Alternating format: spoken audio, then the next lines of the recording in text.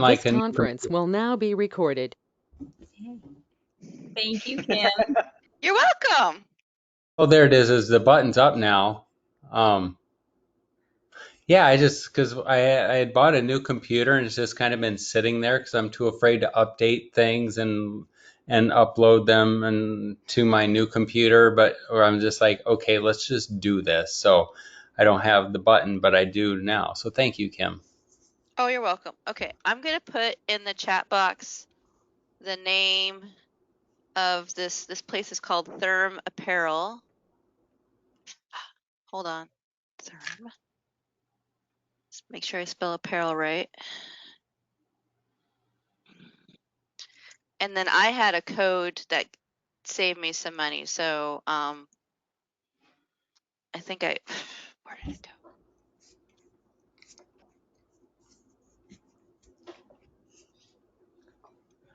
Do you want us to talk to take the pressure off? No, Okay. there it is. It's Therm Apparel, and the code that I use for a discount, I don't know how long that code lasts, is MSFC. And you need to measure your waist because the size that you're gonna get is probably gonna be a size smaller than your t-shirt. Like it told me with my waist size, I needed a medium, which I'm like, really? A medium? Okay, whatever, you know? Medium's like my normal size. So before I gained all this weight. So anyway, yeah. But I've enjoyed it. It's helped me out. I got to go riding my bike with my husband in this heat, and the first hour I was really good with my cooling gaiter, and then after the hour, I'm like, whoa. So, but if you guys are interested in potentially, and if you have any questions about it, feel free to ask me or contact me down the road. Okay. Excellent. I'll definitely look into it. Thank you. Yeah. Do you know how to contact me outside of this, Robert? I do not know. All right. Well, since I know everybody here, I'll just put my cell number here. Don't prank me. Do not sign me up for nasty stuff. I trust you guys. I've had this phone number for at least like 20 years. Don't abuse the privilege, okay? All right. Sounds Thank good. you. So, yeah. Okay, it's hot. I think we all can agree upon that, and we all know each other. So do you want to just say what's new or how you're doing it? Just go around and see how everyone's doing. And then Robert, we'll start with you because you're on the top row like the Brady Bunch. Okay. My name is Robert. MS, I don't know, RR, relapsing remitting, diagnosed in like March, I believe. Currently on Ocrevus. And I just had a visit with the neurologist. I don't know, there's two neurologists that I deal with, and so I didn't talk to the primary one. I talked to the secondary one after my 1 month follow up from my, or actually it's 2 month follow up from my Ocrevus infusion, and I got nothing but positive things to tell them, and she told me during my initial diagnosis not to expect very many positive things and get on treatments to just maintain and prevent future relapses, stuff like that. But the fact that I've shown some improvements, they are ecstatic. I'm ecstatic. Absolutely. So my balance has improved. I still have a ton of numbness and tingling in my hands and my feet, and that comes and goes. You know, my strength is still, I actually think my strength has improved in some areas and lost in some as well. And yeah, the fact that I showed improvements on my gait, on my walking, and some strength, they're very ecstatic. And they said that my Ocrevus might be a very good long-term solution for my MS, because if I reacted this well to the Ocrevus, they think I might be a B complex of MS or something like that. I don't know. how they explained it. I guess there's 4 types of MS. There's a B cell, a D cell. So anyways, she says I might have the B cell, which allowed me to react very well with Ocrevus, and it would be a good long-term solution. Well, that's Nice. wonderful. So yeah, so I was very excited about that, and that's the positive. Just started a new gym, so got a gym membership and trying to get out and exercise. I'm still working on my diet and eating healthy, and I'm staying positive. That's, And that's the biggest thing. oh, that's good. High five. That was a high five from Kim. I'm going. So Yeah, that's good. I'm going down to Tim. Tim, if you wanna, I don't know if you wanna hop on camera. Hi, Tim. Hey there. And of course, I'm on mute. Yay. I should know how to do this stuff because I do it all day at work. Yay. We can hear you. Okay, good, good. Hi, I'm Tim. Gosh, I feel like I'm in an Al-Anon meeting. I'm sorry. You kind of are, but it's MS, you know? Same. Yeah. 6 of one, half a dozen of the other. If that's the case, I should be knitting some baby blankets right now. But that's what I get through Al-Anon. But anyhow, that's a different story that'll go on the podcast later on. So I have CIS, so MS Light.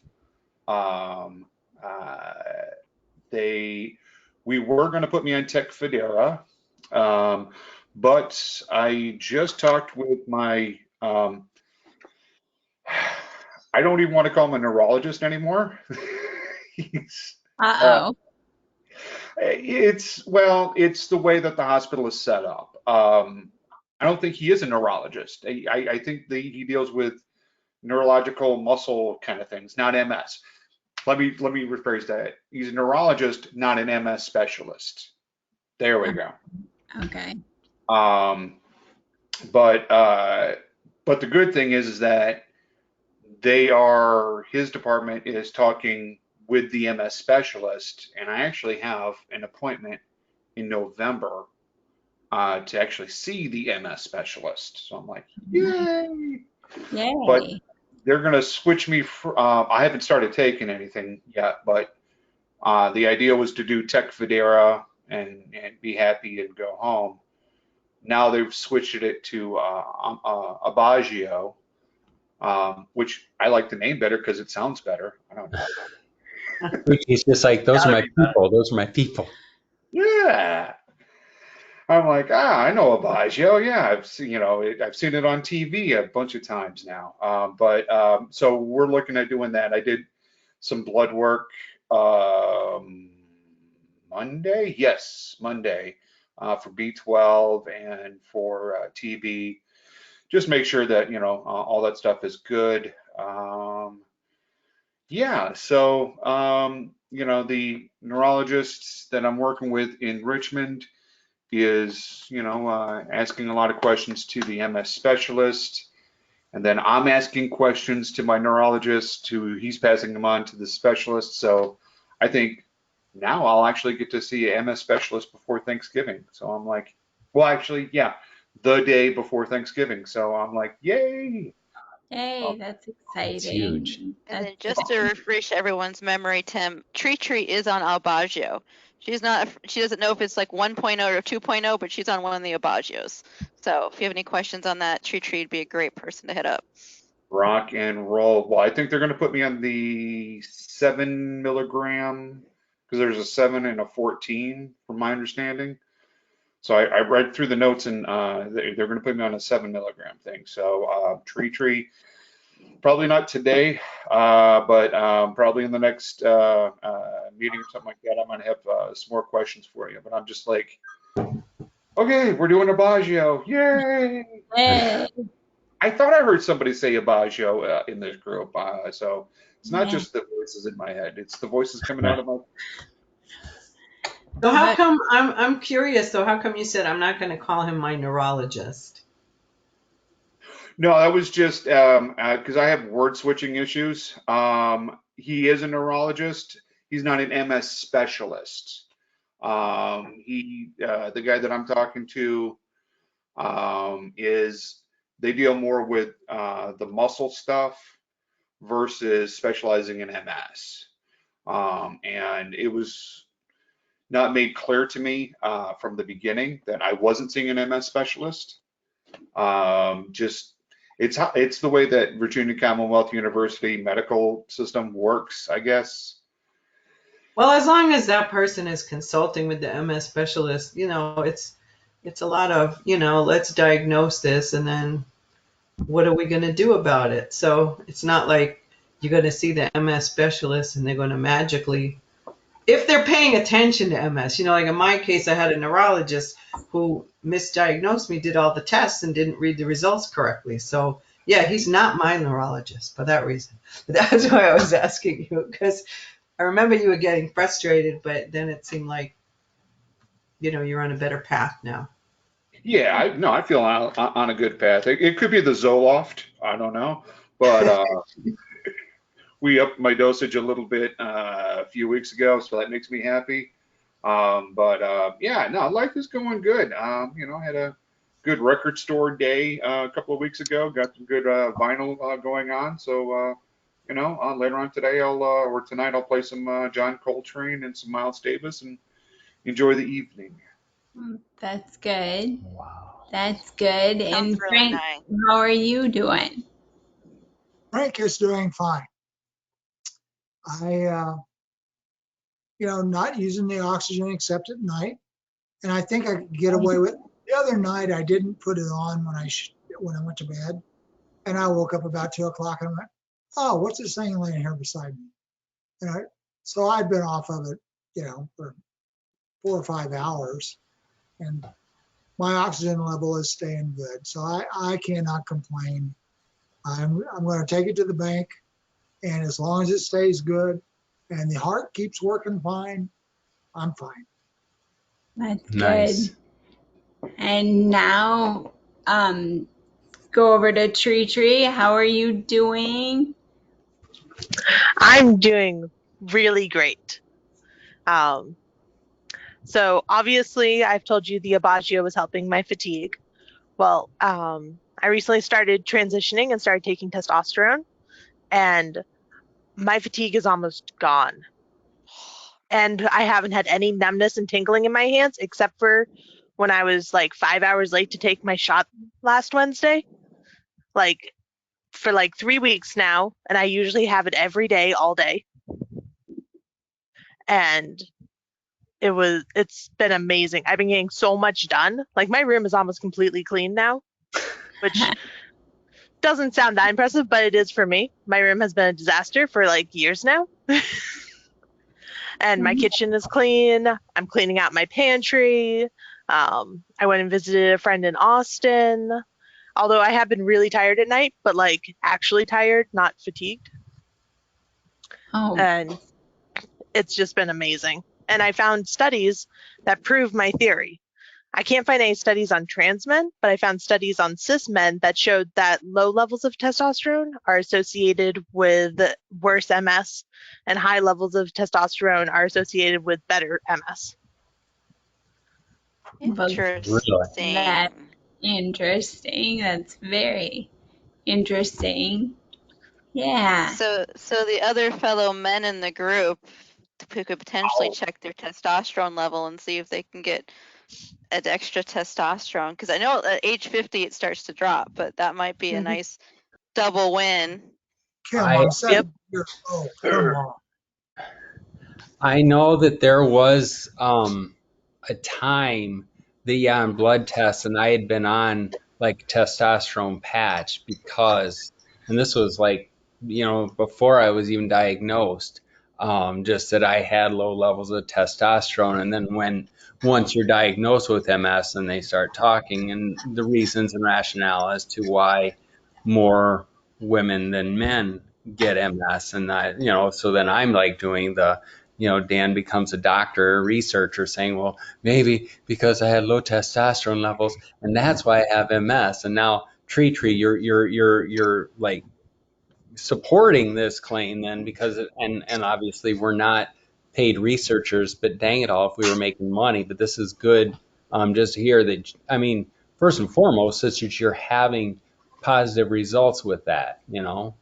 So Sounds good. and if you're down in Texas, if you ever make it up to Michigan and stuff, and you feel like cleaning more rooms, we've got more things. Stop in Iowa, tree. Oh, wait a minute.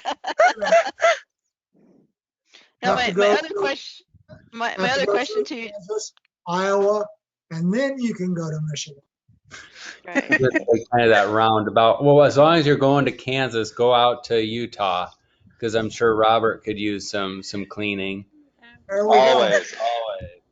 And then, I'm a yeah. single guy. You think this house is clean? I don't think so.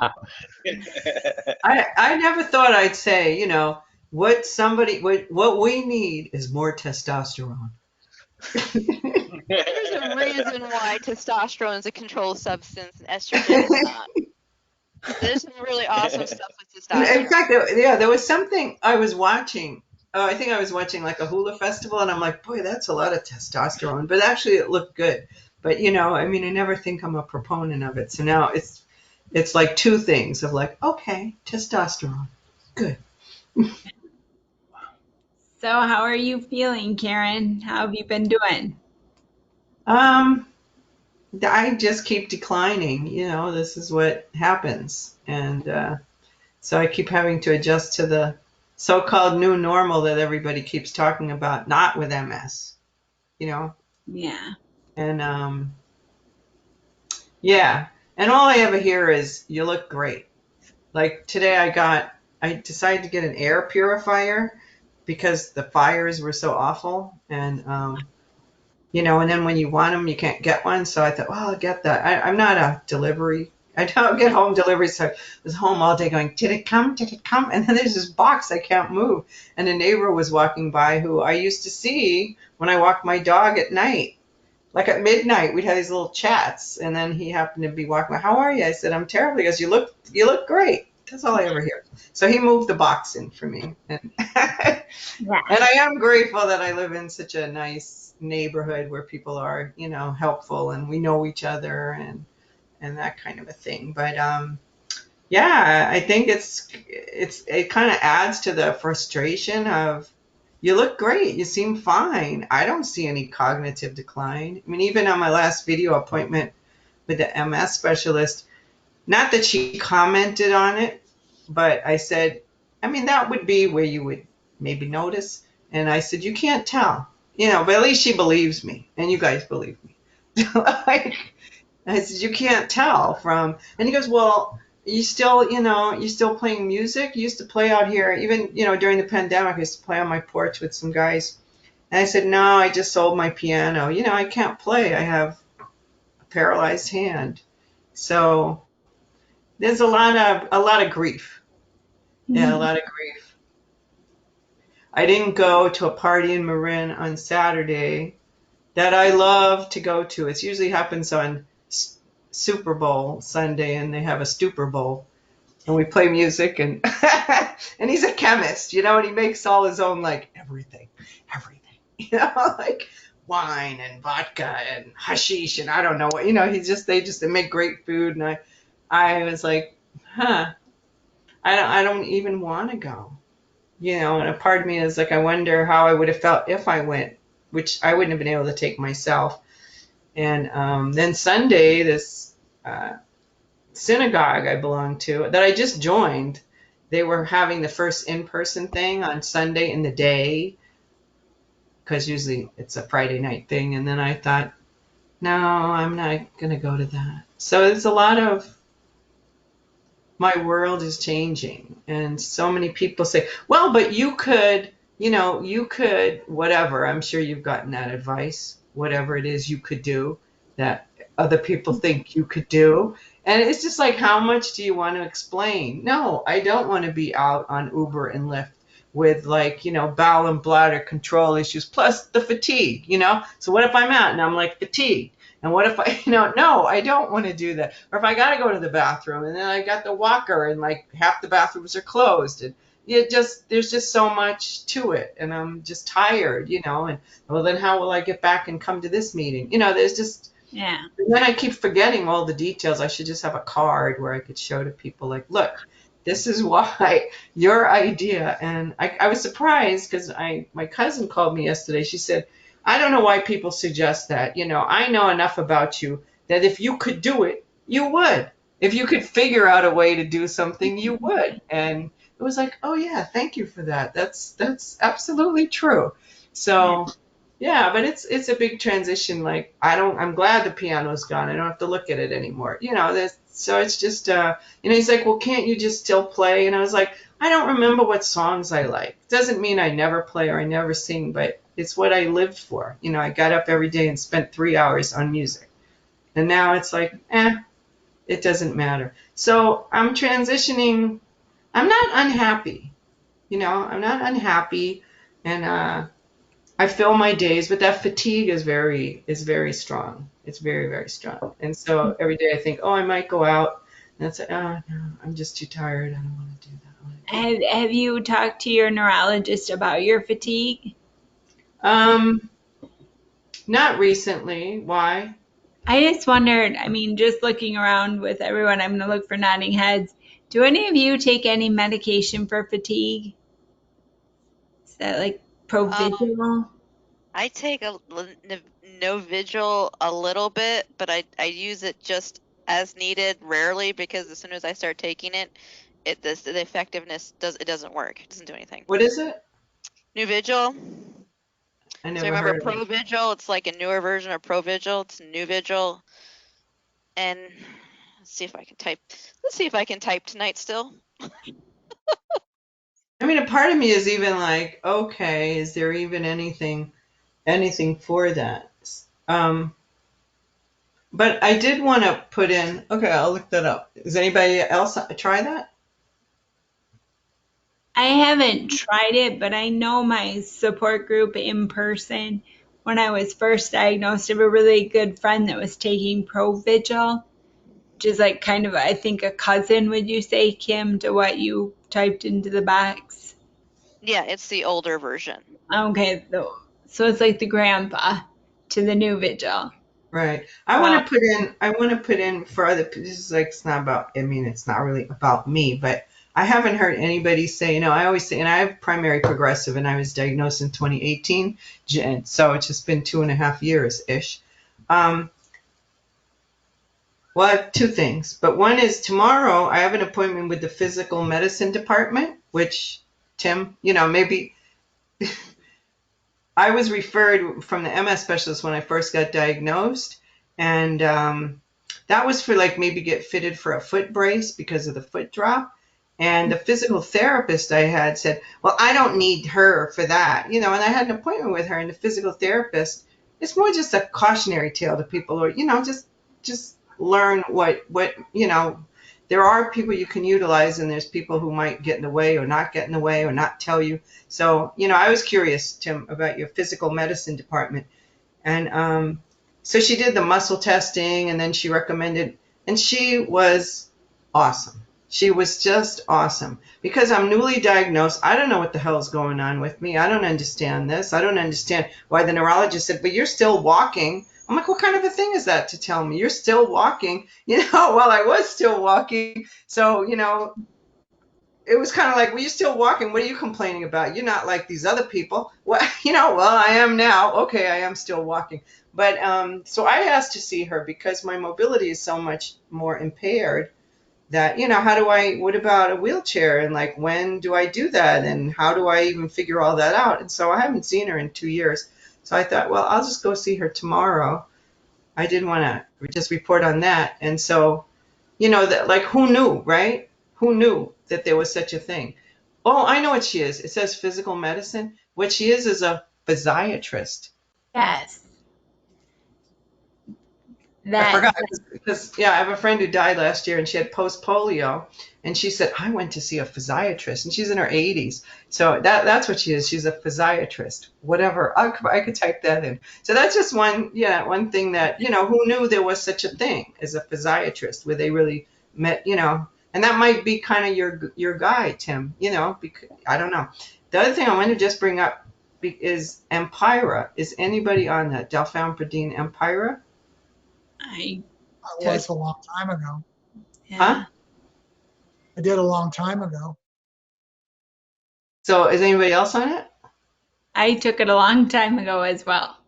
Yeah, I don't know why people did or they didn't, and I didn't understand it. I just want to tell you two benefits I've gotten from it, just because other people aren't. And so apparently maybe it is kind of old and it's supposed to help with walking speed. And I was like, what the hell does that mean?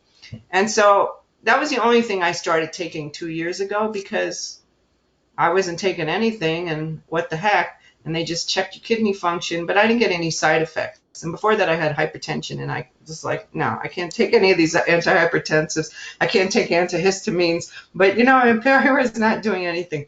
So then I stopped, I think last year, maybe, I don't know, just like in November or something. And I thought, why am I even taking this? I don't even know if it does any good. So I just stopped. And within a few days, my hand was numb, tingling, my foot was dragging. It was a lot, worse. And I'm incontinent. I'm peeing on my pads more. I'm just getting fecal urgency. And I didn't put two and two together, but I think I had to call the nurse. Like you say, to talk to your neurologist. Like I talked to the nurse, and and she said, well. She said, Empira is very short acting. So if you stop taking it last week or 10 days ago and 3 days later you're finding these symptoms, why don't you just start taking it again and see if it helps? It did. Yeah. So, just something to ask your people about, just because what works for me doesn't mean it's going to work for you. And so when I did talk to the neurologist, she said, it's not designed to help with incontinence or even like fine motor. But she said, but I'm not surprised because I can't remember the whole neural pathway function. But she said, but I'm not surprised that it does that. So I'm just putting that one out there because that seems fairly harmless. So that's all. No, that's good. I remember when it first came out on the market, and this is, and I won't use names, but just when I then had talked to my neurologist about it, just asking him in a regular meeting and stuff, and I asked him, and he just shook his head, and he's like, "What a joke." And his sense is just not so much that the medicine wasn't good, but he's just the hype that was surrounding it. He said that the medication had been out for years. It's just that it had just been approved for MS function and stuff, and just that they were making it sound like the next best thing. But it was just like, it's just something that's been there. And he said, certainly he would prescribe it if I wanted it. But he said that this, but they're just saying, how it was when it first came out, it was just like the next best thing. And everybody with MS needed to be on this. And it's just like, well, not necessarily. I mean, and Jennifer had been on it. And I don't walk, but my doctor gave it to me to see if it would help with my fine motor, like my hand control. And it did help. And I'm lazy I think lazy and I was like, I'm taking enough drugs. And so I stopped taking it. And that's what I did. Yeah. So it's just, But MS is a full-time job. yeah, but I mean that's what I did, and it's the only one I take. And I take calcium to keep my calcium with D and D, so it's just in the pill box. But I mean it's funny because I watched Frank's look, and my computer's like doing something, putting something on my page that I don't want, and now I can't see you. I just saw the way Frank and Jennifer, you're both like, yeah, it's a long time ago. Blah, blah, blah. So, I miss that. I pay attention to the subtleties of like, what's all the hype? Just like I asked my neurologist, what's all the hype with this Ocrevus? Why is everybody doing it? Well, then she explained it, that there wasn't anything, and that Kaiser was using Rituxan off label, but most people weren't. So, Frank. Well, a long time ago, before Abagio came out, you could get the drug made for you as 4-aminopyridine. And it's actually a whole lot cheaper, and it's exactly the same drug. And you have to do it at a Compounding. compounding, thank you, pharmacy. That was my MS that just shut that down. Wait, what was it? What was it for? It was for MS, but it was a compounded drug. It wasn't a label or name brand drug until Aubagio came out. Before it was compounded as 4-aminopyridine, 4-AP, and it costs like $100 for a 3-month supply. Oh, yeah, that was another thing. I mean, I was getting it, but it was the same thing like Dan, you're saying. And my specialist said, well, if you want to take it, and walking speed, what does that mean? It also seems so vague. But it wasn't until I stopped taking it that, I'm more incontinent. I'm not more incontinent. I'm incontinent, and not, my fine motor. Because you have 2 or 3 days where you're feeling, like you're tripping over your foot and you don't feel good. Well, that's normal, right? You just kind of hope it'll pass. So I was just kind of lucky that I had called about something else and I'd mentioned it. So, and nothing about the price. It was a ridiculous price. I don't know what it was. It was like some ridiculous price. And I have to call in every month. They didn't just give it to me and they made me go through these hoops. And then they accidentally sent me 2 in a row. I think it was like, I'm thinking like it was like $1,100 or $1,000. It was some crazy price. And I was thinking, so I can't get a 3-month supply. I have to call every month. I have to do this. Well, I get financial medical assistance. So it's like, okay, it's a hoop worth jumping over. But still, so, then I get my statement. And now the price went down to like a really reasonable price. Like, I don't know, $75 or $80. So, because I had asked the specialist, I said, and the pharmacist, can't you now get it for 3 months, a 3-month supply? I understand before. And then they accidentally sent me one by mistake. And I'm like, well, you sent me $1,100 by mistake, like, but it's, that's sad, right? But it's probably worth, now I get it. Like you long timers are like, yeah, I got it came out. But it's not super expensive. It's helped me with something, and especially that it would take 3 days or, to work. It's short acting. And, maybe that's the line now. If you want to, Well, it's all about quality of life and whatever will help, and that's that, yeah. So, yeah. Hi, Michelle. We see that you're here. She may not be here, but she's here. So, yeah. So, She's recognized. Hi. There it Sorry, is. I couldn't get my microphone unmuted. how are you doing tonight, Michelle? I'm good. Had my pre-testing for Mayzent today. How'd that go? Yeah. Do you want to tell everyone? Like, are you switching? You're switching drugs? Yeah. I've been on Tysabri for the whole 6 years that I've been under care, and then I showed up JC positive during quarantine. I don't know how I managed it, but it did. And then so they made me switch, and so it's been kind of a long road, and I made the decision on the 7th and filled out the paperwork, and then that was, unfortunate. I don't want to be on it. It's a suppression drug, so I'll be immunosuppressed now in the middle of Delta virus and all that good stuff. And But how often do you get Mayzent, Michelle? Sorry to interrupt. that's okay. No, it's a daily pill. Okay. Yeah. So now, Isn't instead of Mayzent going like through the Gilenia 2.0, essentially Mayzent? Am I thinking correctly? I think so. I don't really know much about Gilenia, but Mayzent just it prevents the uh, leukocytes from coming out of the lymph nodes. So yeah, in that respect, it's similar. But they say that the testing on it has proven that it's excellent at preventing um, disability accumulation in different forms of progressive. So, or all forms of the progressive.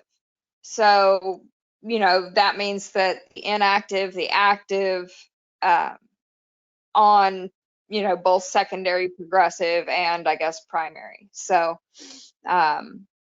supposedly it's been really good at both.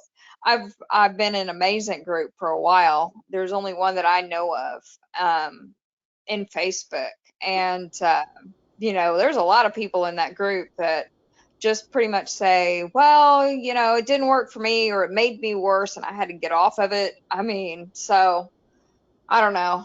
I'm kind of not really looking forward to trying it.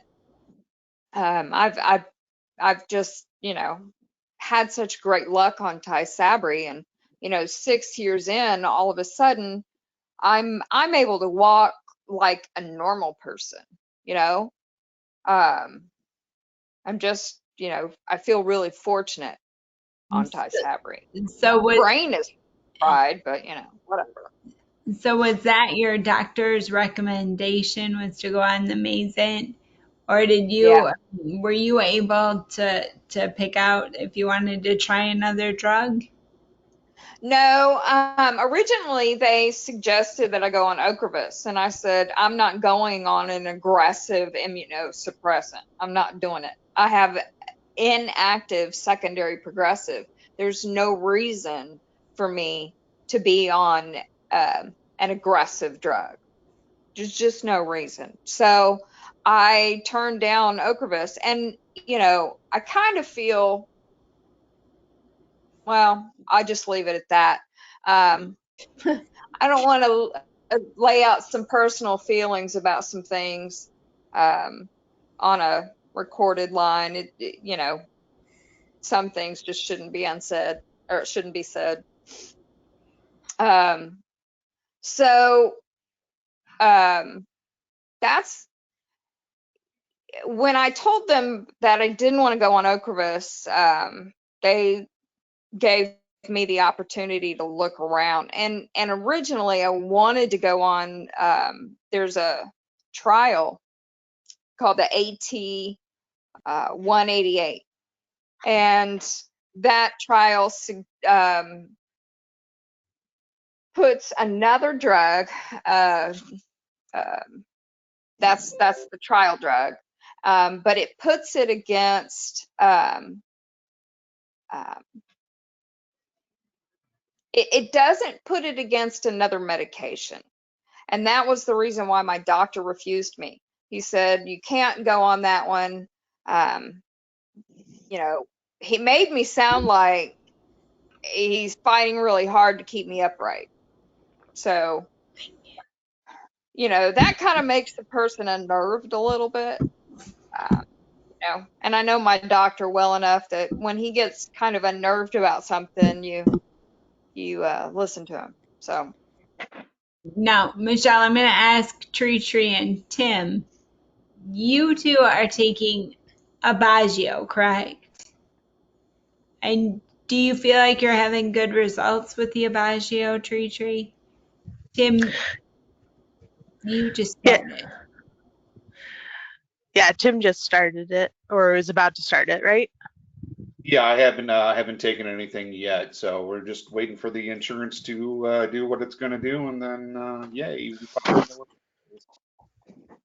Okay. Like, is Abagio immunosuppressant or no?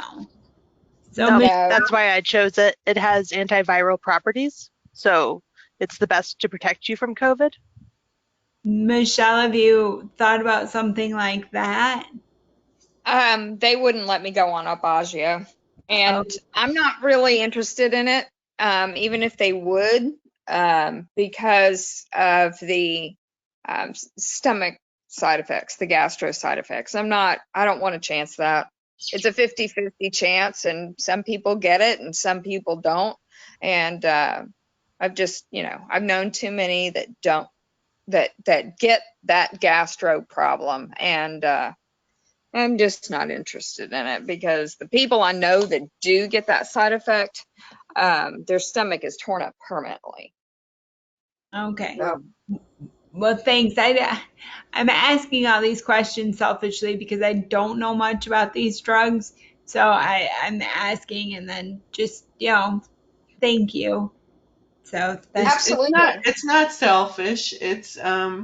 beyond that, because it encourages, hey, can we talk about this? Yeah. Which is Absolutely.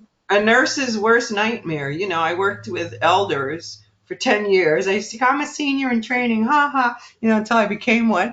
But, they're like, oh, I got this blue pill. Yeah, I'm taking this yellow pill. Well, my doctor told me, my doctor gave me one of them genetic drugs, and I'm like, so, it just, look, it doesn't matter what you took, and it doesn't matter what she took.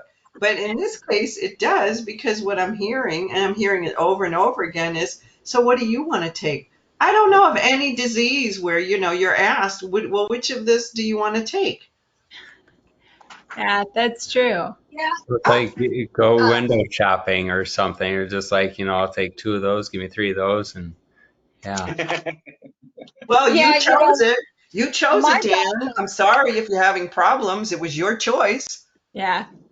my doctor only left that decision up to me because he knows how good that I am at research, and that I'm really thoughtful about everything that I do medically.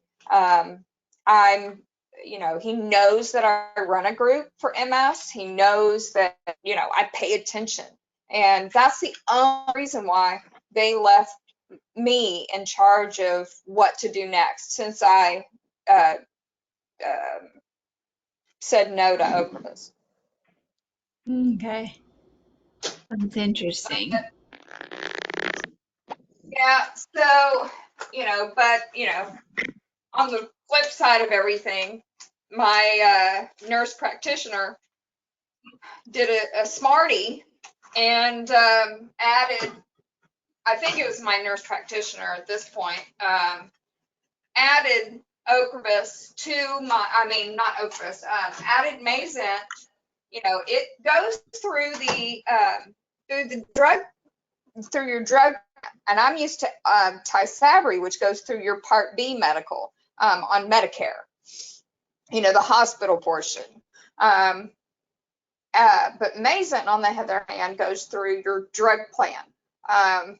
So the very first starter pack and first 30 days, because you get both at the same time, that actually hit and immediately threw me into the catastrophic phase on my drug plan, which means I have to pay 5% of every prescription that I get.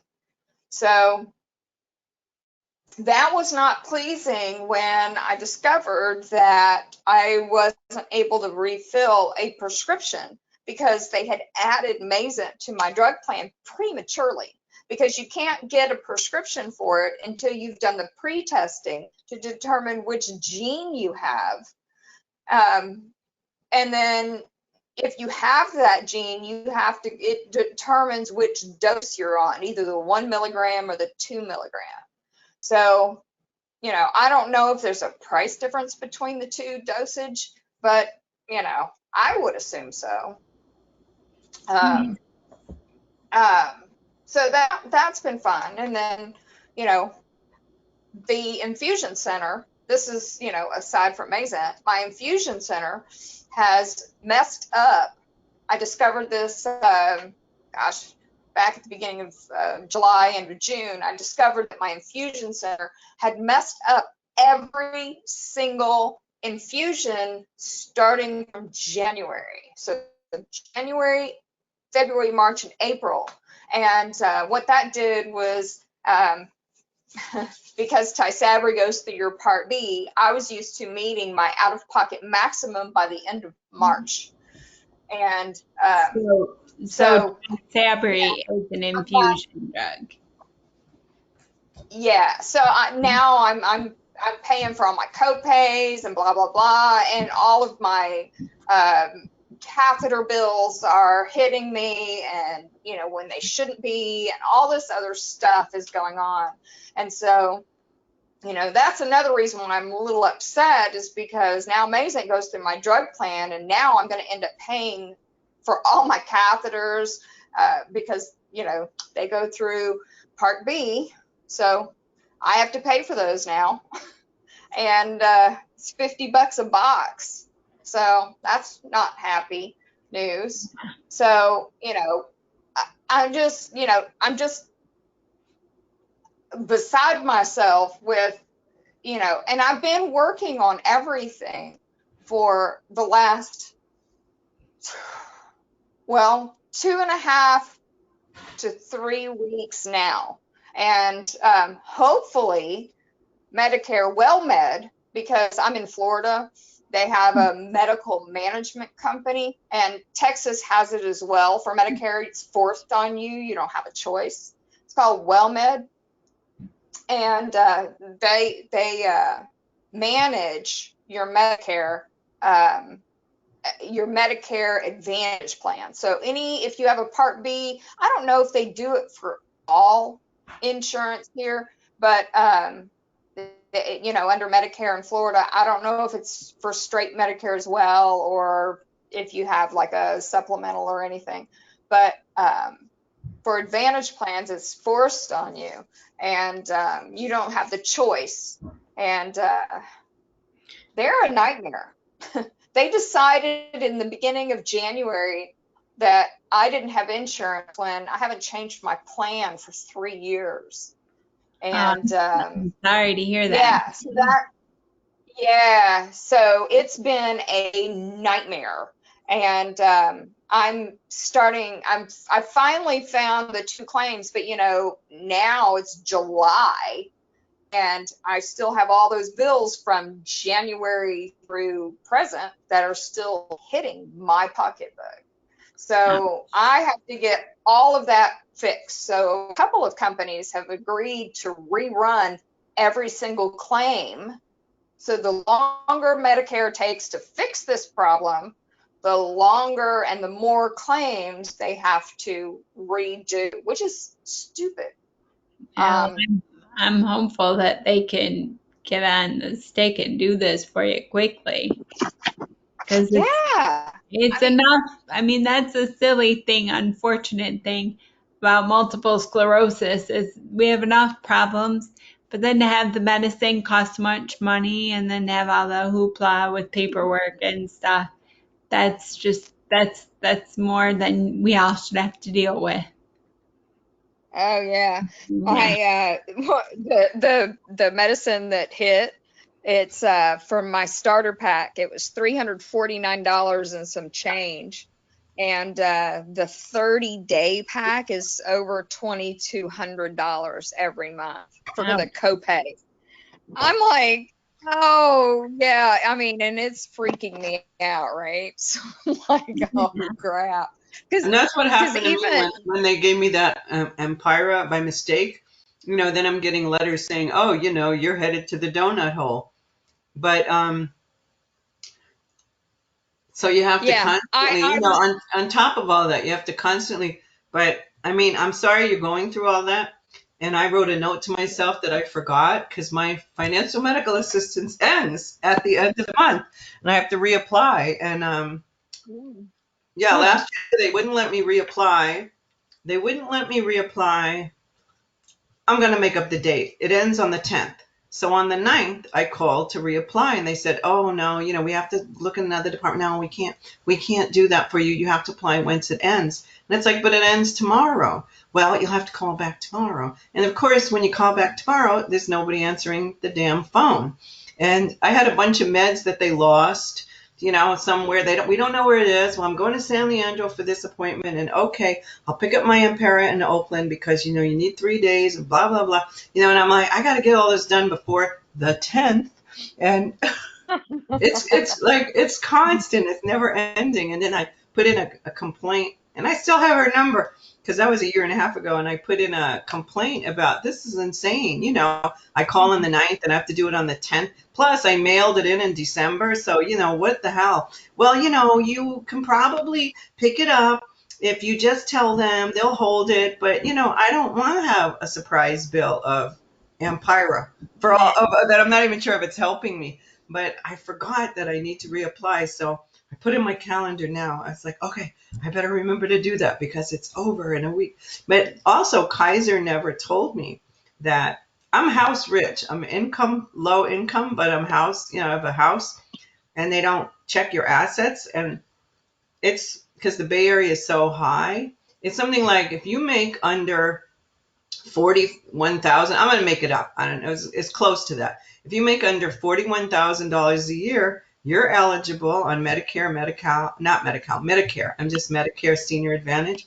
It says you're eligible for financial medical assistance. I don't even prove anything. I just say this is what my income is, and boom, I got it after spending $1,000 in 3 months on co-pays, and I asked for a social worker. I told my doctor I need a case manager. We don't have that. Well, then what about a social worker? And I said, I make $25,000 a year and I had $1,000 in copays. And she said, you do? Do you know you qualify? And you couldn't tell. I'm a good researcher. You couldn't tell by navigating because it kept saying you need to spend 10% of your income. So that means if I make $25,000, I got to spend 25 out of pocket. But then she said, no, because I worked in healthcare. I got the lingo. There's just so much crapola you got to figure out. And I said, oh, it's a different product line. So, you might look into that, Michelle. There's different product lines and there's different.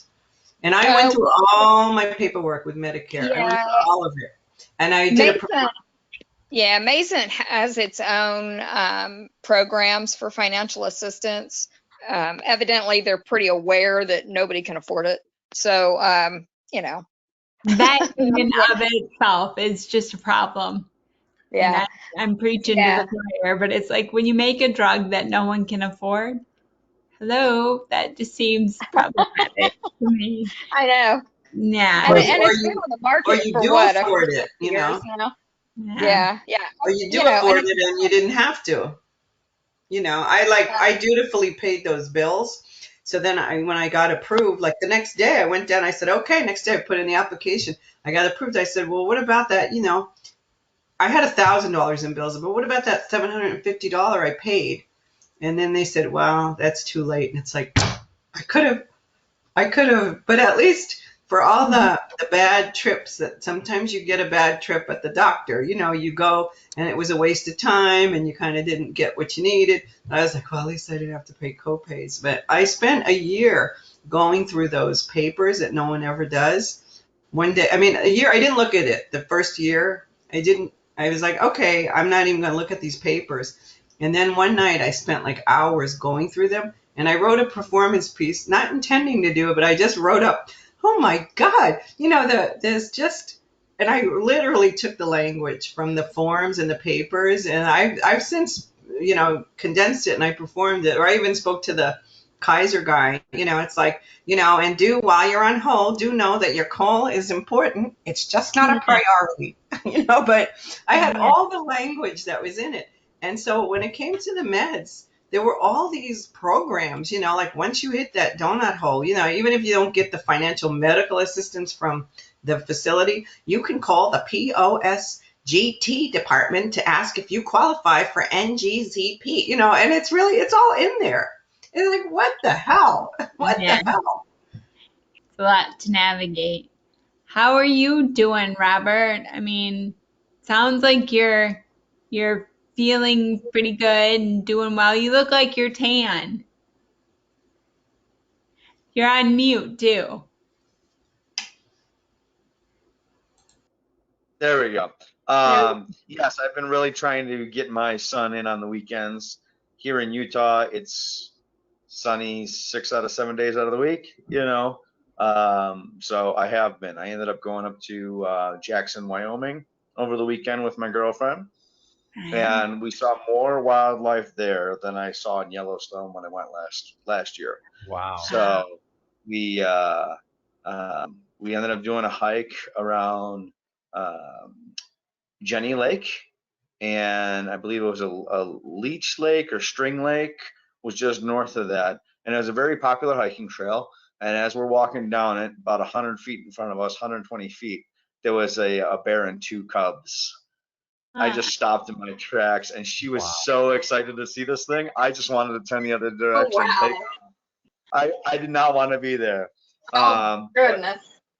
But there were some forest rangers in the area, and they knew the bear had been there for weeks with the cubs, and they walk around with their bear spray and tell people, hey, get away, back up, let the bear have a space. So saw some deer, saw a moose with its baby, and went for a lazy river float on the Snake River, which was absolutely amazing. Nice. And all the reasons I wanted to move to Utah and just experience the life out here, I'm getting to do, and I'm just absolutely loving it. So yeah, I'm getting some sun, enjoying my weekends, and then just making a point to get my vitamin D in. So I'm taking the pills, the supplements, and then I'm also making the point to get outside and get the sun in as well. Where did you move from, Robert? From Chicagoland. So Okay. it's not sunny out there? It's cloudy 5 days of the week. week. Midwest. Yeah, the Midwest in general is just it's cloudy. You don't. Okay, see the sun I don't know. I've only lived in Texas or Florida, for the majority of my life. The rest of it, my dad was in the service, and we moved around like every year to year and a half. It's and his last one we stayed 3 years. But okay. Yeah, and I never realized how gloomy it was until I moved here to Utah, and it's sunny every single day, and it's where so the nice. skies are not cloudy all day. It's like it's not. It's where I live, San Francisco. The skies are cloudy, but there's a reason, I guess, why those. That I never thought about it with that song. But yeah, if your skies are not cloudy all day, that's.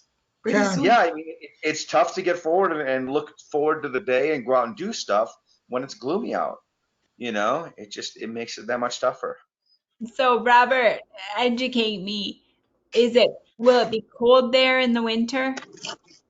In Utah, it's more of a mild winter than it is in, just to give you an idea, it never hit below zero last winter. Where Chicago, you're in the single digits regularly, so the summers are hotter, but they're not extreme. I think we hit 103 was the hottest day so far this year. Now Vegas is different. Vegas, they hit 117 or something like that, and they're just a couple hours south. So it does get hot, but so does Chicago. I mean, Chicago gets above 100, regularly. So I think the winters are milder with more snow, and the summers are just more consistently hot. Midwest, it'll get down to the 70s, and then it'll be 100, and then it'll get down to the 80s, and then it'll be 95. Where here, it's just you look at the forecast, and it's 91 or to 95 and sunny for the rest of the summer. Wow. Okay, don't rub it in. And I was going to ask you, Tree, how warm has it been in Texas? It's actually been pretty nice for summer in Texas. It's only been in like the low 90s, which is still awful to me. I hate it. Yeah. But compared to like 105 or 103, fantastic. Although my AC broke yesterday, that was awful. It's fixed now. How was that with your MS? I have ice packs, lots of them, and I just kept changing them out. Wow. and did not move. Yeah, it's only 96 here in Florida, 98. I mean the index can get higher than that, the index heat, the feels like. But yeah, so but my AC also broke, tree, and so I had to deal with the same thing. But it's not as hot here. The maintenance guys in the apartments gave me a window unit, so at least I have my bedroom cooled down. How long Would did you it be take for our jealous AC if, to if get out? would you be jealous if I said it's 76 right here, right now? Yes. It's 77 where I am, and Ah, because I was outside talking to my neighbor, it was getting a little hot. That's why I'm wearing my slinky thing, and I didn't think I'd need it at this point, but I thought, okay, I'll just let everybody think I'm living in with the heat. Yeah, it's only 77 here too. And we don't have humidity. Oh, I do. Lots of it. I will also jump on the AC broke at my house train, but I got it fixed very quick and under $11 for the change the capacitor to get the part and I'm good to go. So I got really lucky. Nice. 92 degrees. did you say 92. 92? Ew. Supposedly it's like 86 here, but like feels like 96 here. Yeah. Well, I just talked to my mom and dad tonight, and they said they're where they are in Eastern Iowa. They're talking it's going to get up to like 100 tomorrow. But Ugh. that's typical the end of the last week in August, excuse me, the last week in July in Iowa is when we have the big bike ride across Iowa, Ragbri, and it's always heat advisories that week. I never know why they do it, but it's always the worst week of the year, and everyone's in the bicycle pants going across the state. Yeah. So, Oh, that kind of biker. yeah, not motorcycle. We're talking on a bicycle. Yeah. Super pedaling. Mm. It's the 65% humidity that's the killer. Oh, wow. Oh, I didn't tell you guys. No, this is recent. Did I tell you the new term my husband came up with? You guys on Facebook read about it. I Yeah. did. I loved it. I What gotta was tell it? you guys that wasn't okay. So around 4th of July, it was really noticeable that when I went outside, like I'd start walking wonky, my speech would start slurring, my brain processing would slow down, my comprehension would go down. So my husband's like, "You're heat drunk." I'm like, "Yeah, I'm heat." So that's the new term. Pass it on, make it common, or people like, "Yeah, I'm heat humidity drunk right now," because it's so true. So I thought it was a great way That's to funny. describe it. I tell people MS is heat activated. I like that. Yes. Yeah, I do. And tonight, Hannah is not here. But speaking of Hannah, I wanted to ask you who went to the art. That how was art? How was it? It was fun. It was a lot of fun. You missed out. Let me find my artwork here. Oh, I it was fell going behind. to ask. Karen, do you have your artwork? Yeah, but can I share screen? I don't think it'll let you. I do mine on my tablet, which is Oh, amazing. And with my left Screen, hand, I unfortunately. was right hand dominant. And I'm not left hand dominant. I'm just stuck with the left hand. That doesn't work. That was. And she's amazing. She's just amazing. I sent a nice thank you to her and to everybody and I sent it to a friend of mine who does art. And she goes, "That's a good teacher." And another friend, she said, "My God, you can do that with your left hand." And I have art phobia. I want to say, I do not make art. I do not do art. Music, yes. Theater, yes. But no. Visual art, no. I don't do that. And I went this time and I actually have, something that looks like something. And it's amazing. It's amazing. She's just a wizard the way she takes you through it. And I think for me, the best part was we're not talking about our disease. We're not talking about our meds. We're not talking about crap that's going on in our life. You're just in the process. yeah. So Robert, I don't know. Do you know that, Hannah, the other moderator, she teaches art and she taught an art class last Thursday. Yeah, and I haven't attended any of them, but the one episode that I did attend was the tap dancing episode. That No, was that's something else. That's something completely different.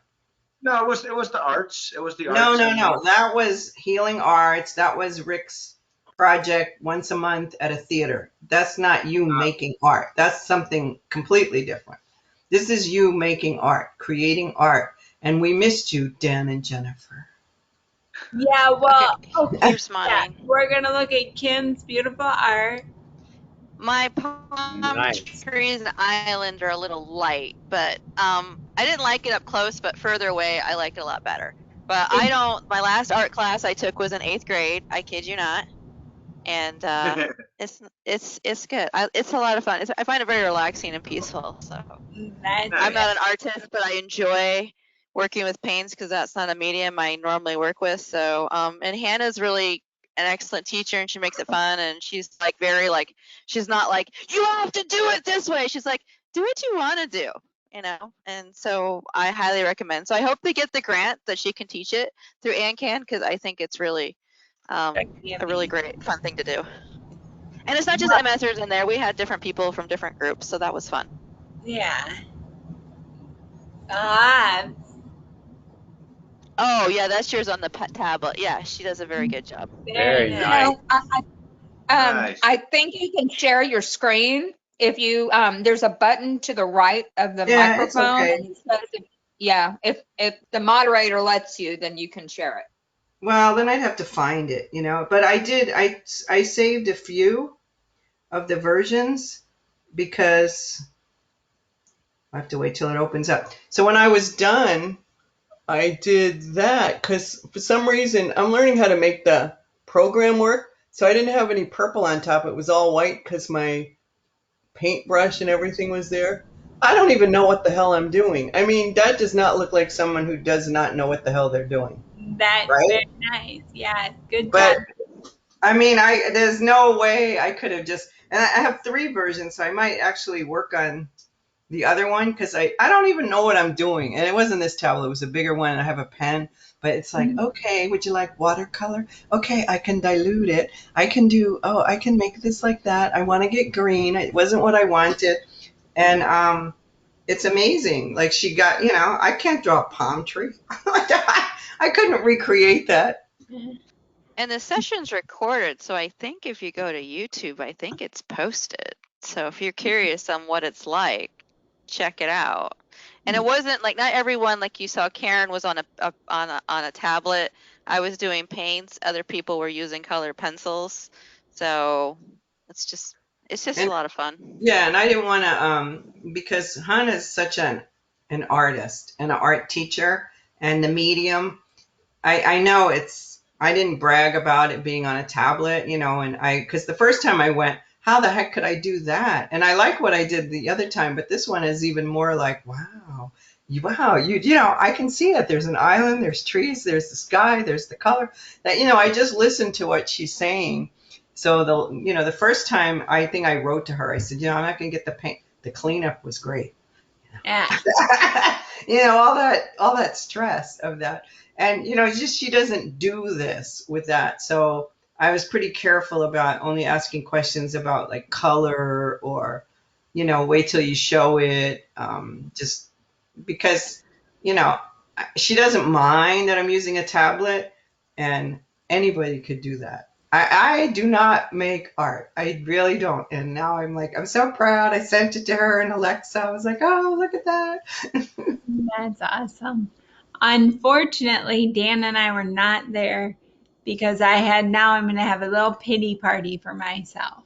Excuse me.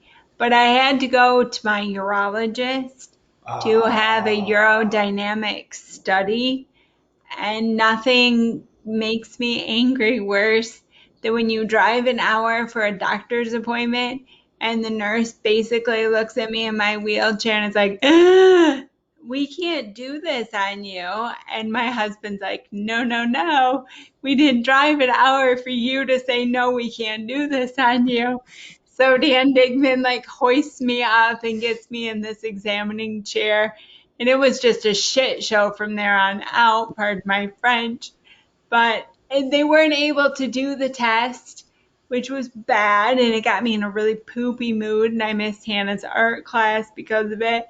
But they did say that potentially when I see the doctor in August, we're going to talk about Botox for my bladder. What was the test again? They were going to like, sorry if this is too much information, but they were going to insert a catheter into my bladder. And then again, this is probably a really like a dummy way to explain it, but like blow my bladder up to see how much fluid it could hold and how well my bladder was working. But it just did not work, and it just got like really bad there, just bad. But they did say that they were able to get enough data to say that maybe Botox could be a solution for me. So hopefully when I see you after I see my doctor in August, I'll have some positive news. And Michelle, I don't know if you've ever thought about, okay, thanks, Karen. I'll ask about that. Yeah, the thing about that, because you're in a wheelchair and it's such a hassle to go somewhere, Yeah. you have to go for 12 weeks to start. And then there were co-pays, and then I actually stopped it. But you have to go for 12 weeks to start, and then you go every 2 or 3 weeks as a maintenance. And so I stopped when a few years ago. I was like 63 or 4, I don't know, like too young to be incontinent. There was another sign, and I got good results. And then they were back charging me for co-pays that, you couldn't tell me. You want to tell me that Kaiser couldn't figure out how to send notes to the urology department to say that you will have to pay a copay? You couldn't figure that out? No, I'm not paying it. And it's something I didn't pay. I just sent it to collections. I was like, but I stopped it, and the urologist at the time said, if you stop the treatment, it's going to come back. But I lasted like 2 or 3 years without the treatment, maybe longer. And then I started back just before COVID. I had the second treatment when the nurse was saying, my daughter's, home from school. They're going to have her online. The rest, we didn't know what was going on. It was before shelter in place. It was just like, oh, we were just, who knows what's going on? It's like literally the week before we got the order. And I only had 2 treatments. And until they could see me again, maybe in June, they invited me back, and I got good results with that. But the nice thing about it now is apparently there's a home. You can do it at home. It's a little unpleasant. They stick a little needle in you, and it's unpleasant, but it's not terrible. It's just, okay. Sometimes I don't like it. But apparently there's now, and Medicare covers it, there's now a machine. And so when I talked to the urologist, she said, this is coming out now, and Medicare is covering it, and me, are a good candidate for that. Obviously, if you're getting good results, you're a good candidate. So, maybe I wouldn't go, hey, why don't you do that 12-week thing and then do more and more. But it's worth talking about, because when I first had the issue, she said, there's this medication, and then there's this, and then there's this treatment. It's a hassle to go in every week. And I was like, I don't work. I can do that. So, and then she did mention Botox. So hopefully, if that's your last result, but it's almost non-invasive, the tibial nerve. What machine are you talking about, Karen? It's called, well, you know what? I have MS. I'm supposed to tell you what machine. It's a subpercutaneous thing, but if you look up tibial nerve stimulation, at least you can read what it is. And apparently not everybody's a good candidate for it, but it's, and the fact that now they have this machine that you could just do it at home. I don't know if I have to do it daily. I don't know if, I didn't get ordered that, and I'd have to pay for that machine because Medicare only, or, the 20%, but it's, just look up tibial nerve stimulation, because it's like magic. It's like magic. What I'm talking about is what is the problem that it's supposed to fix, not Oh, MS. incontinence. You know, Okay. urinary incontinence. Like, you know, when I started that treatment way back, I'm walking down the street going, I don't think I'm going to make it. I'm half block from the clinic. I don't know if I'm going to make it. You know, and it was like that all the time. And I wasn't using pads because I just didn't even, I'm too young for pads, you know. I didn't know what that, you know, I didn't even think about it. I'm like, I'm not going to make it. And then sometime between, you do a 12-week start, but then sometime between 5 and 8 weeks, they don't know why it works. It just does. And after my 5th treatment, I went out that weekend and I didn't have to go to the bathroom right away. And then I was at a party and I didn't have to go to the bathroom, and I kept thinking, I must be dehydrated. Am I dehydrated? What is it? So, you know, it's just definitely worth checking out. Yeah, thank you, Karen. I will look into that because, like, I can say because I don't walk anymore, that stinks. But the whole, any sort of bladder issue is just a nightmare. So, that, thank you. I appreciate that. So, And that the Ampura helped me with it. yeah, that's good. Yeah. Yeah, it was just, I mean, but then to be the caregiver where you just like the doctor or the nurse opens up the door and it's like Jennifer's caregiver, Jen, was there with us to help with the transfers. But the like, you remember like the soup Nazi from Seinfeld, she's like, no, they cannot come, just you. And Jennifer's like, but I need them to help me transfer. And she says, okay, but just one. And so I'm the one that can really help Jennifer stand. And so, yeah, it was just like getting her into the chair. You do all that work, and that just that you had like this doubting Thomas from the word go. And you know, then you just had nothing. And then when it was just like wasn't going to happen, you're just, I don't know, it was just like, and so she can say, yeah, she was right. That, but it's just like, but you at least need to give it a try, you know. But then I was just like, and then when it was like time to get her up, then she was the nurse was freaking out, saying, "Well, this is awful high. Can he get you out of the chair? Can he do that by himself?"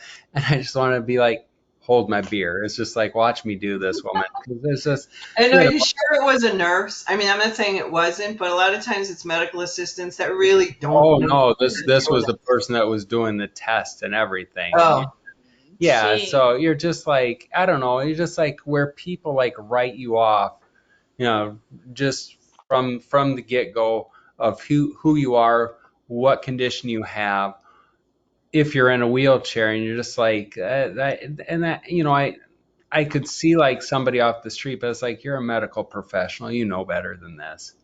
So, apparently not. The same with the walker, you know, like when I go somewhere with the walker. Well, there's a ramp, yeah, so then I gotta walk like a half a block to get to the ramp and then have to go in the building, but then it's not really where I want to be. It's why I didn't go to the synagogue. It's like, where am I gonna park?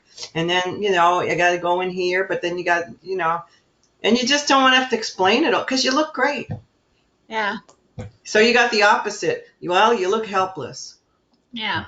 or they'll say, no, I'm stealing your thunder, but when they say, oh, there's just one step, well, it's like there might as well be 100 to, you know, because this wheelchair doesn't just magically go, oh, well, we'll lift her. It's just like, seriously? So, You just, yeah. But that's all. Oh, is this like our bitching hour? It's like there's witching hours, now there's a bitching hour. So we'll say the second hour of every meeting. So, go. yeah. I'm sorry I started it all off with my insurance woes. Uh, Oh, yeah. no, you. This is our group. That's what we need to talk about. So, On the upside, I'm getting a new mattress next week, Yay. yay. so I'm excited about that. I got a light story too. Something light going on. It's kind of fun. Okay.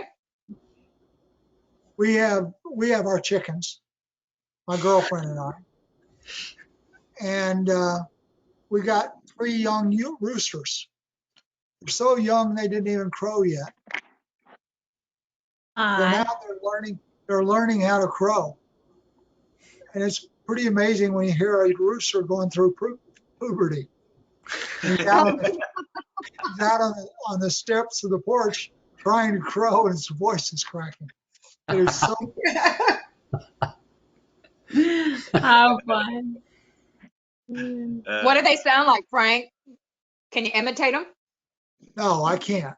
I mean, it's they're trying to crow, and their voice is going from high to low and breaking in the middle, and they can't even figure out how to do it yet. You know, they haven't mastered the crowing yet. It's cute. That's all I can say. It's cute. That's cute. Frank, we have the same thing. We have the same thing.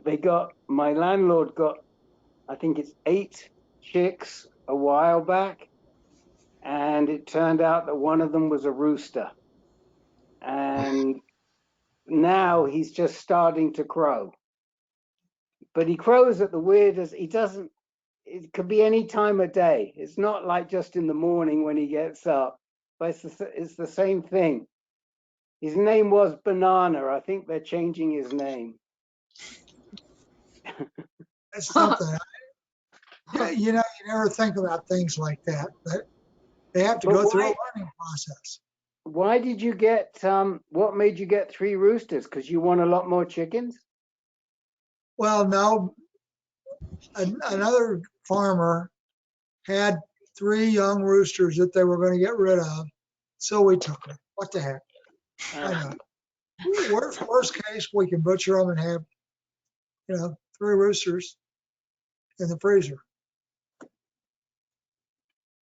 Okay. It's supposed to be light. That's sad. Well, no. Do you eat I chicken? don't know. Getting some free food isn't so bad. Yeah. No, I know that I had a farmer boyfriend, like, it's just amazing. It was 90 miles from the Bay Area, and it was like the most, the sign at the end of the road is like population 52, and the other side says population 49. Oops, yeah, we didn't catch everybody in this. And so these, he'd have like wild turkeys running around, and then some cows wandered over, and I was like, what are you going to do? He goes, well, this one's going in the freezer. But, it was pretty amazing, the food. Kim, is that your dog is like a happy way to end the meeting? I only can do visual happy right now. So she went on a hike today. She is exhausted. She's living the good life right now. So I think she's feeling MS for all of us. And she's not embarrassed that she's tired, and she doesn't mind laying around. it's really interesting, and people here have to comment that have pets. Does your pets like a lot of times mirror how you feel? Like I do this all the time with my husband. I'll take a picture of Luna. I'm like, that's how I feel right now. It's like all the time. And Tree, what kind of pet do you have? This is Lucy. She is a standard poodle. She is all black. And she is a cuddle bug. She has been right over here like the whole time, just by my feet. But I just called her up to show her on camera. Oh, wow. I saw Robert. Robert, you had yours earlier. Where's Juno yours? up. This is Juno, my Australian cattle dog. Hi. Oh, wow. They're smart dogs. Treaty, is your standard poodle a large, very large, or on the smaller end of the standards, or in the middle? She's on the large side. She's 60 pounds, which is the large side for a female standard poodle. Wow. And she was trained to be a service dog, but she's too friendly. What a problem to have, right? She likes to say hi to everyone in public, and service dogs can't do that. Yeah. No. I thought my dog was doing that. I had to, don't want to get anybody upset. I'm fine with it. I had to put her down because, it was time. It was okay. But I thought she was mirroring it. As I started to slow down, she'd slow down. And she used to, I couldn't trust her off leash because I had a pit mix before who was like, you're the captain. And then I got this 15-pound black fluffy thing like that. Someone said, oh, look, a slipper on a leash. And she was, she'd go after the Rottweilers and she would just run around. So I just kept thinking, oh, she's just mirroring me. But, I didn't realize she was getting old like me. So, You know, it was more like it wasn't empathy. It was more just it's what's going on. And then I'd go in the kitchen and there'd be a little puddle, and I'd look at myself and there'd be a little puddle. I'm like, look, we're just the same. We're having trouble walking. We're having trouble. I have a cat. I have a cat. Well, He's awesome. I can put my camera on for a second and show y'all. He's sleeping in the chair.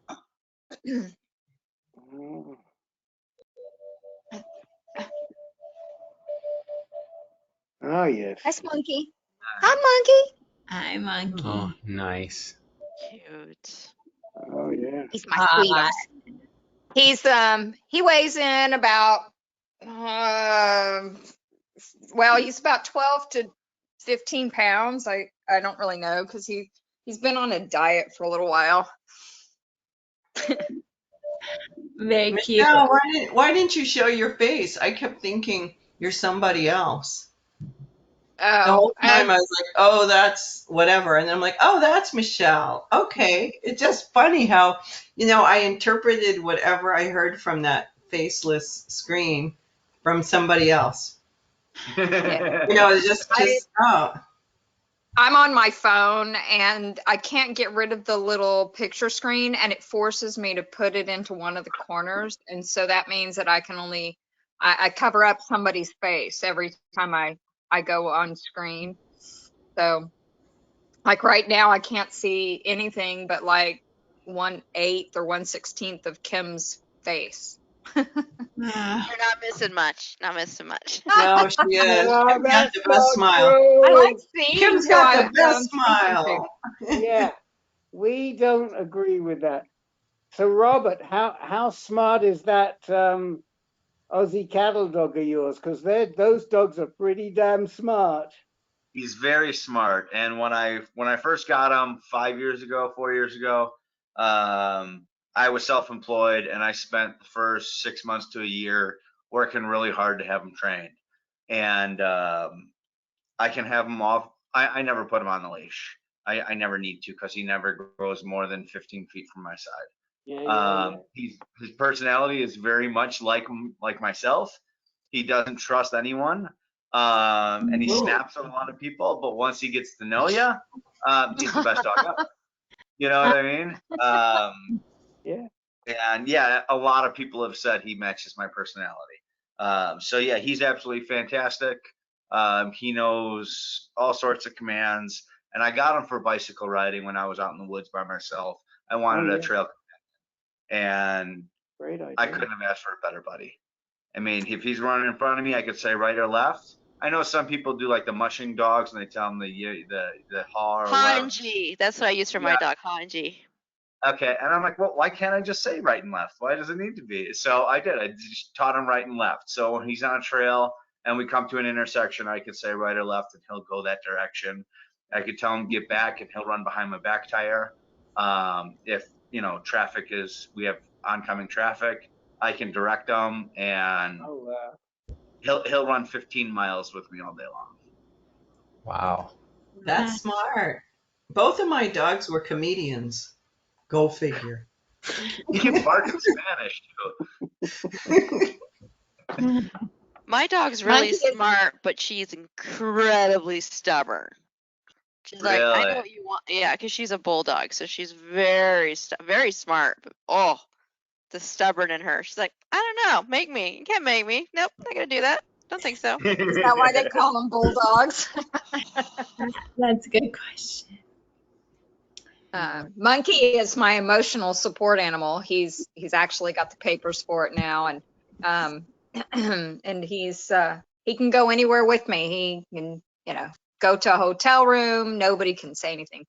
He walks on a leash. He knows some tricks. I've taught him nice to meet you, which is shaking with his right paw, and bye bye with his left. And Nice too. yeah, he's pretty smart, and he's a Turkish Angora, and he's like the softest cat I've ever touched in my entire life. And I had dogs when I was a kid, but as an adult, I've only had cats.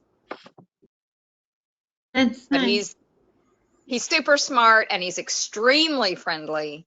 And when I was in Missouri, I had my neighbors upstairs watching him, and because I couldn't take him with me, my sister's allergic, and so she was taking him outside and walking him, and you don't even have to. I mean, he won't leave the courtyard, so you don't even have to say anything. Well, he does with me. He'll like walk away and then like hide from me, and then when I go looking for him and I'm frustrated because I can't find him, he shows up behind me on the sidewalk in the courtyard area, and I'm like, really? And he knows that he's doing it. It's a game. He's just like, it's a game, Mom. And I'm like, no, it's making me walk when I'm tired, and that's not a fun game. Game only you're playing, monkey.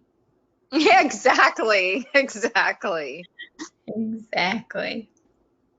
So Jennifer, do you have one of those certificates for Dan? You know, so It's you can not a take marriage so you certificate. can take him with you everywhere you go. That's what they mean. And they'd let him in, you know. It's called the wedding ring. Right there. That's who's. Ah, I I got one see. too. That's why they should have let the other person in. It's like Dan doesn't Exactly. count. That's what they He's should have got the certificate, and this done. is my other Right. person. Yeah. Well, Frank, are your roosters trained, Frank? Do they have certs, or No, they're not. No, the dog is trained. There's a couple of chickens. When my girlfriend goes out of the house, they're following her around, waiting for her to feed them. So we got that with a couple of chickens, but the roosters are yeah, they're young. They'll learn. they'll learn. Their voices will get deeper, or their crows will get louder. Yeah, Yeah. I told her today I've got to come out and spend the night at your house just to hear the roosters. You know, And nothing else. yeah, Can you train a rooster? Say what? Can you train a rooster? Not that I know of. I'm not sure either. All that testosterone. our not next yet. our next meeting is August 10th, and maybe by then your rooster will be crowing, right, Frank? Right. I'm sure. And hopefully by then all the other chicks will be old enough that they're laying. Oh, So you need take your phone and make a recording, and then you can play it back to us. that would be awesome. Talk me into it. That I'll do. All I right. think that'd be awesome. So just a couple of quick things. Tomorrow night, if Jen didn't mention it, we should have a really awesome solo arts heel, because the guy who's performing is actually a professional musical performer. He does shows and musicals and stuff like that. He has And that's tomorrow night? Ayla's Danlos. Yes, it's tomorrow night. I don't How know. do you get into that, Rick? The room. You should. There should have been something on the reminder that you got for this meeting. There was. Well, You have to read it all, Rick. there's That's a lot of definitely reading. something on our Facebook page. So you guys are Facebook users. Check. That's the easiest way. Check our Facebook page, or go to our website and under resources. Michelle, I was going to say, sorry, Rick. Michelle, if you want, I can send you the link. It's on our Facebook, but I can send it to you. I mean, I was just thinking that I could go on to the Facebook page. Is it just listed as Ann Can? yes. Is it ANCAN or Answer Cancer? I don't know. You probably know better, Jen. Facebook is ANCAN, formerly Answer Cancer Foundation. It's all Thank of you. it. Thank Mhm. you, sweetie. Thank you. Thank you. Okay. So that's tomorrow night, and it should be really good. Do any of you know anything about Ehlers Danlos syndrome?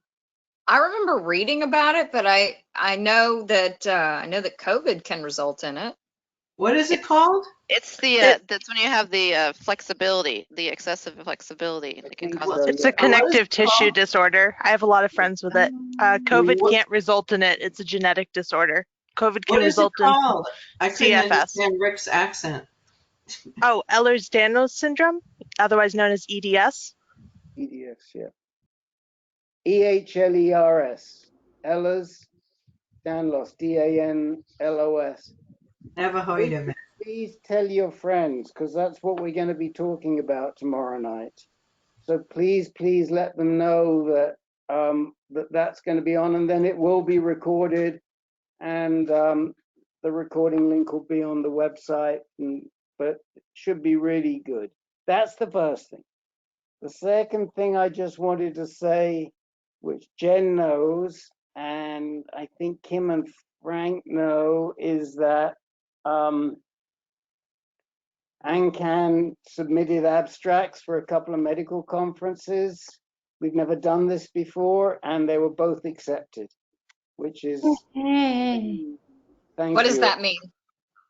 What does that mean? Well, there are very large medical conferences every year. In this case, we submitted to the American Urology Association, and we submitted to the European Society for Medical Oncologists, ESMO.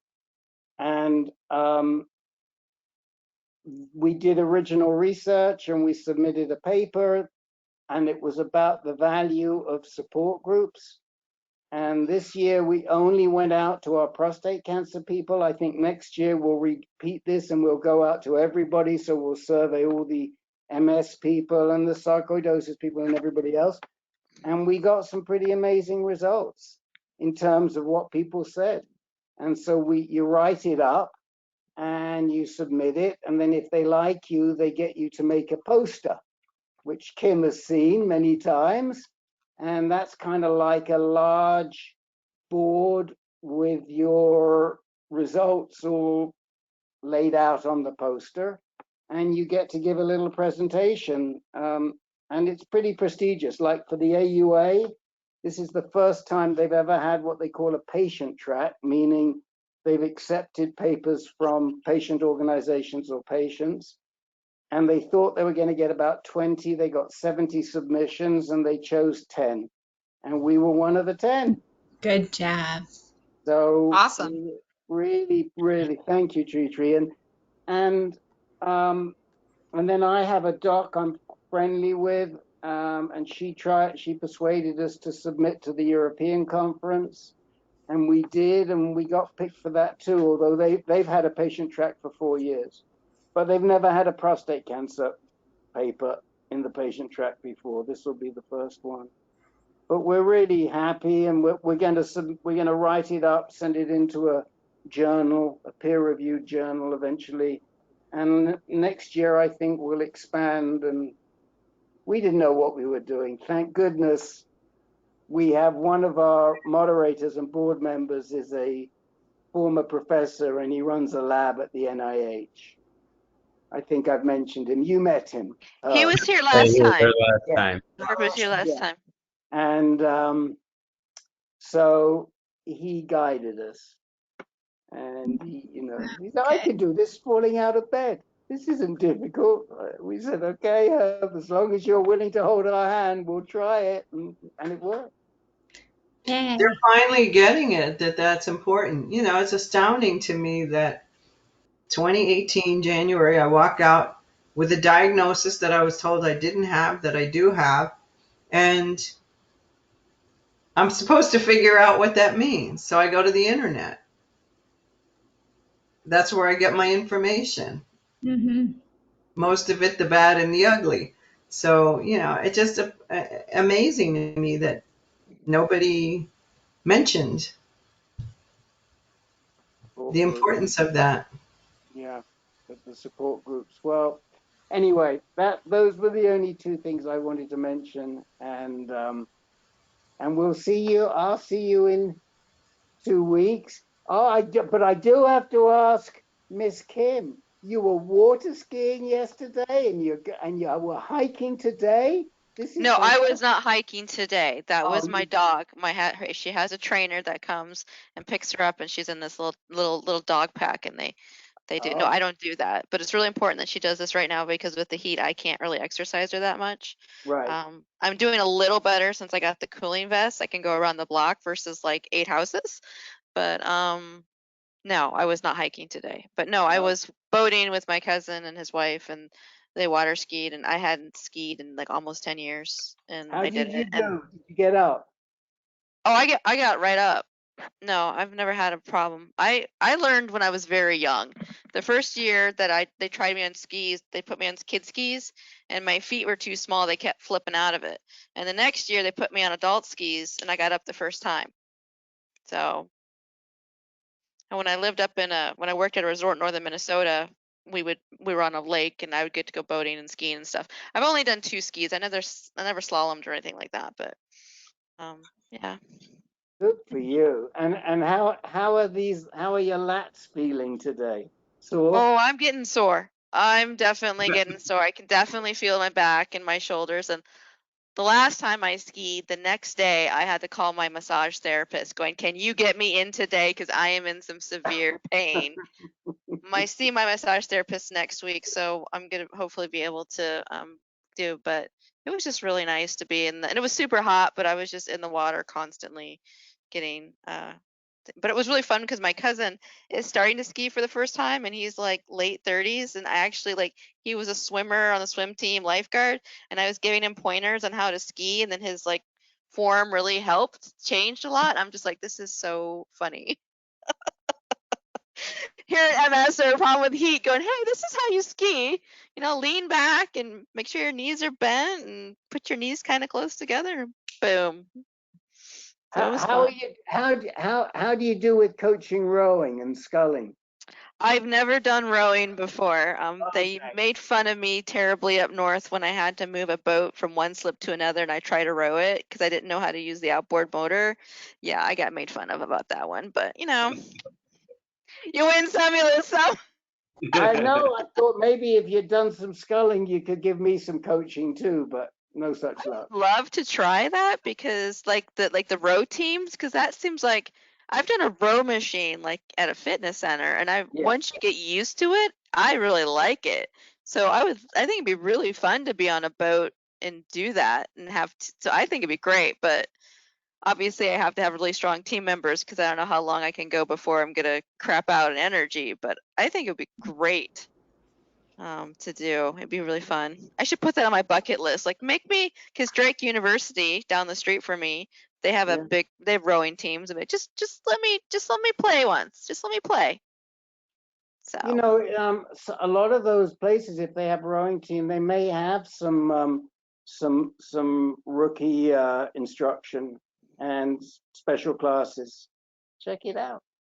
and especially since I'm stronger now because I've been working out with my with a personal trainer, I think Yeah. that's helped a lot. And my also the thing was since I got a new personal trainer this month since my other one bought a gym this month, so I can't see him anymore because he's too far away. It's going well with the new personal trainer, so that was good Good. because I was kind of like, how's this gonna go? And he's moldable and he's doing really well with me, so I'm happy, very happy. So Really. you and the dog have personal trainers. Yes, we are an expensive family. Yeah, I got her into training because she's super reactive to other dogs.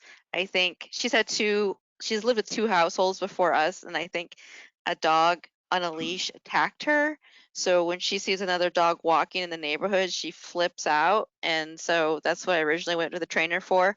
And so she does this 8 weeks of one-on-one training an hour and then she goes with the pack and they go off she gets them to a point where she can have them off leash and stuff and then they just so she'll like freak out in the neighborhood but then you see these pictures of her on the pack and she's like I'm so happy with my friends I'm just like who are you, dog? But she loves it. She has a great time.